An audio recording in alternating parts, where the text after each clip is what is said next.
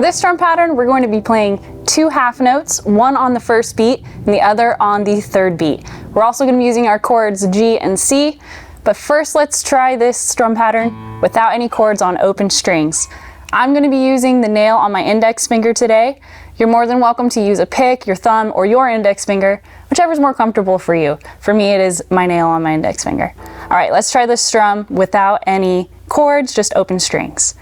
1, 2, 3, 4. 1, 2, 3, 4. 1, 2, 3, 4.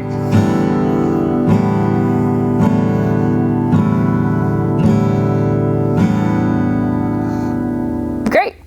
Now let's try that with our G chord. And our G chord sounds like this. All right. 1, 2, 3, 4.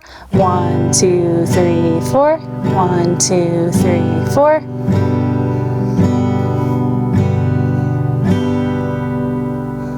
Wonderful. Now let's try that with our C chord, and our C chord sounds like this. All right. 1, 2, 3, 4. 1, 2, 3, 4. 1, 2, 3, 4.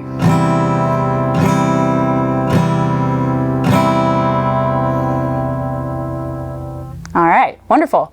Now let's try combining the two. We're going to be playing our first 2 half notes with the G, and then our second 2 half notes with the C chord. We're going to alternate between the two a couple times, and we're going to get it going. All right, starting with our G chord.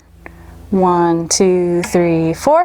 1, 2, 3, 4. 1, 2, 3, 4.